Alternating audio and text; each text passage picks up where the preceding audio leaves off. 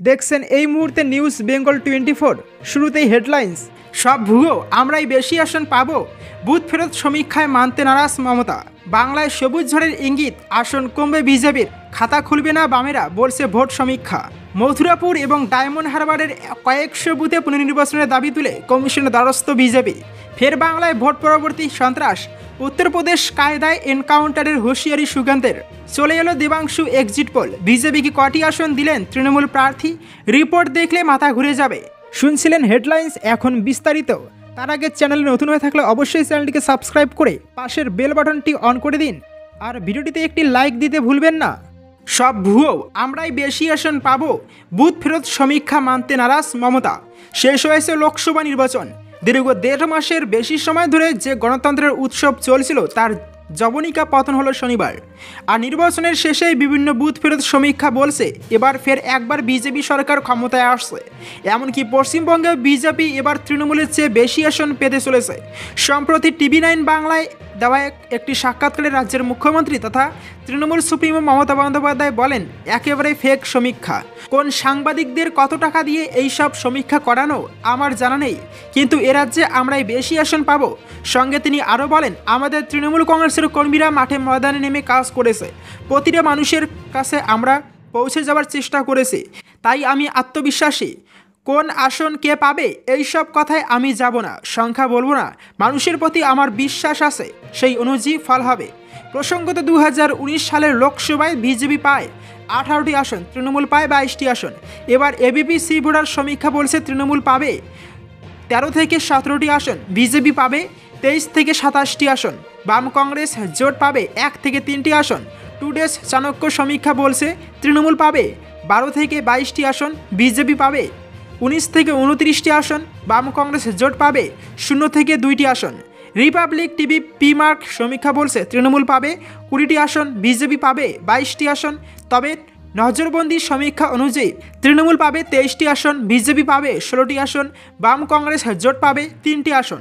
বাংলায় সবুজ ঝড়ের ইঙ্গিত, আসন কমবে বিজেপির, খাতা খুলবে না বামেরা, বলছে ভোট সমীক্ষা। TV9 বুথ ফেরত সমীক্ষা দাবি করছে বাংলায় ধাক্কা খাবে গেরুয়া শিবির।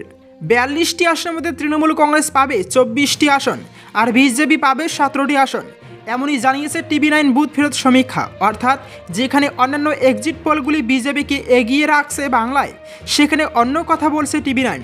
সবুজ ঝড়ের ইঙ্গিত দেওয়ার পাশাপাশি TV9 আসন ভিত্তিক সম্ভাব্য ফলাফলও জানিয়েছে। তাতে একাধিক কেন্দ্রের রীতিমতো ইন্দ্রপতন ঘটবে বলে ইঙ্গিত দিয়েছে। বহরমপুরে অধীরের পরাজয় হবে বলে জানানো হয়েছে। বহরমপুরে অধীরের পরাজয় বড় ঘটনা হতে চলেছে, তাতে কোনো সন্দেহ নেই। মুর্শিদাবাদে এবার সেলিমের পরাজয় হবে বলে দাবি করা হয়েছে। সিপিএমের রাজ্য সম্পাদক মোহাম্মদ সেলিম হেভিওয়েট প্রার্থী। অনেকেই মনে করেছিলেন তিনি জিতে যাবেন, কিন্তু সেলিম পরাজিত হবে বলে দাবি করা হয়েছে এই সমীক্ষায়। কেবলমাত্র কংগ্রেসের ঈশা খান চৌধুরী নিজের জয় ধরে রাখবেন বলে জানানো হয়েছে এই সমীক্ষা রিপোর্টে। উত্তরবঙ্গের তৃণমূল কংগ্রেস ভালো ফল করবে এমনই দাবি করা হয়েছে TV9 এক্সিট পোলে।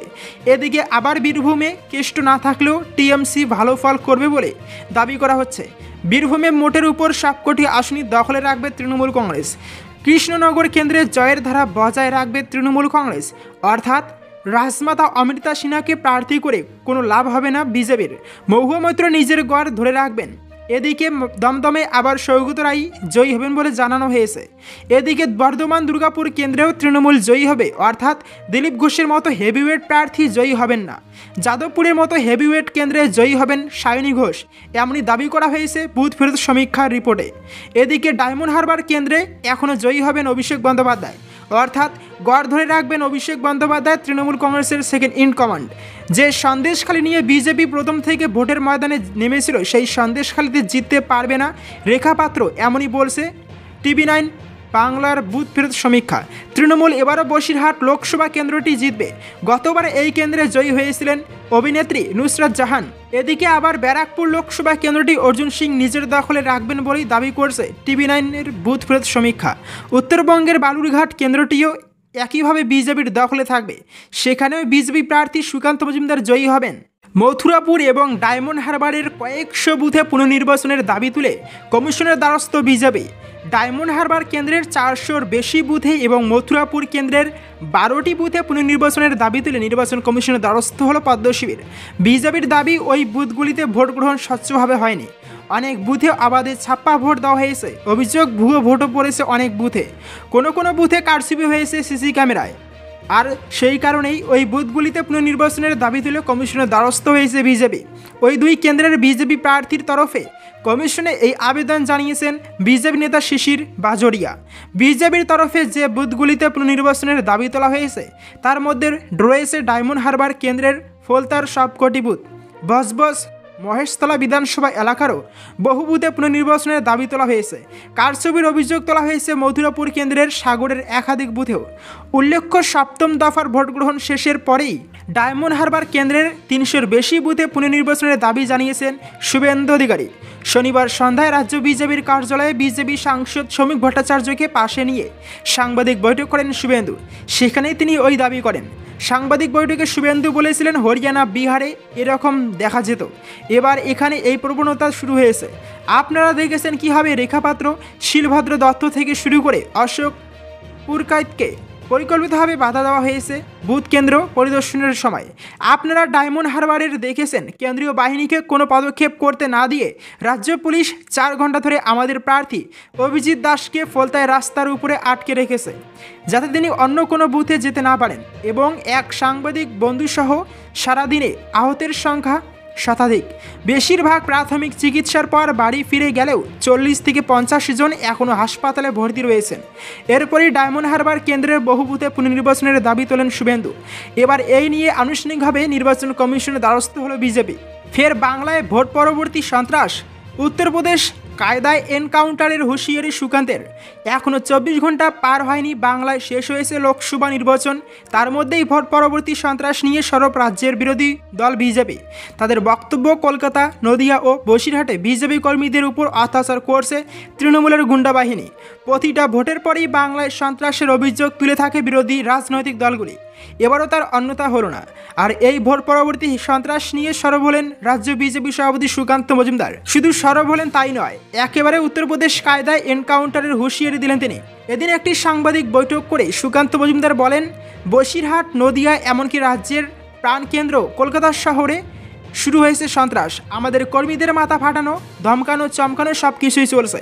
তৃণমূল কংগ্রেস বুঝতে পেরেছে তাদের সময় আসন্ন। সঙ্গে তিনি আরও বলেন, আমি এইসব গুন্ডা বাহিনীকে বলে দিতে চাই, বিজেপি ক্ষমতায় আসছে, বিজেপির কোনো নেতাকর্মীদের গায়ে যদি হাত পড়ে তাহলে ছেড়ে দেওয়া হবে না, উত্তরপ্রদেশ ট্রিটমেন্ট হবে, একদম এনকাউন্টার করে দেওয়া হবে। সুকান্ত মজুমদারের পাশাপাশি সমালোচনায় সরব হয়েছেন দমদমের সিপিআইএম প্রার্থী সুজন চক্রবর্তী। তার কথায় 21-এর বিধানসভার আগে পরে বাংলায় সন্ত্রাস হয়েছে, এবারও তাই হচ্ছে। দমদম, যাদবপুরে আমাদের কর্মীদের বেধড়ক মারধর করা হচ্ছে।